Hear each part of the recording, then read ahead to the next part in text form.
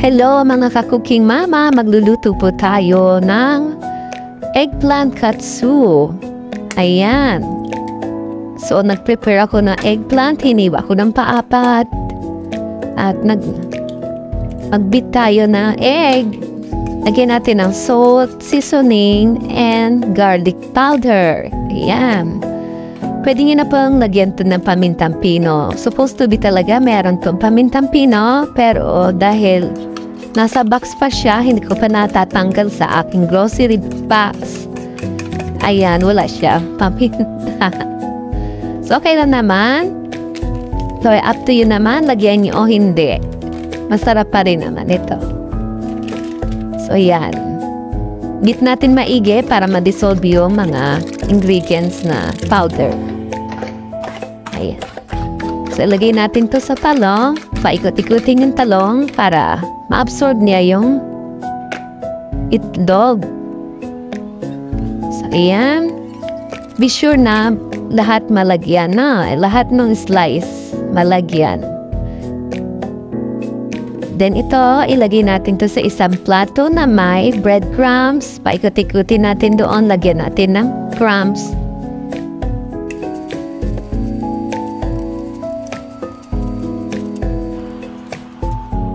Yung gitna, lagyan natin ng madaming crumbs para bumuka siya.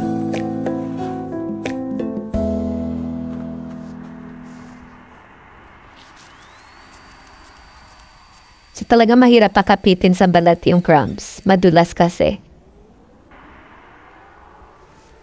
Itong mantika is used na siya. Ginamit ko siya sa fried chicken. Para mas masarap, may lasa yung manok. Yan ang ginamit ko. So, use na mantika yan.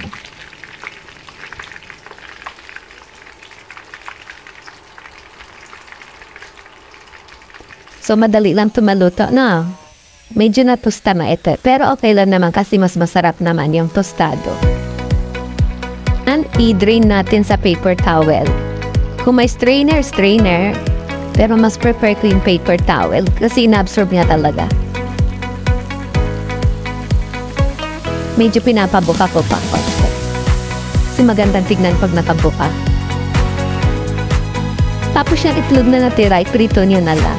Para hindi masayang. So, ito na yung finished product. Sana may natutunan kayo. And hopefully, ang subscribe kayo sa aking channel. Thank you for watching. Ingat palagi. Maraming salamat sa inyong mga suporta. Love you all. Bye.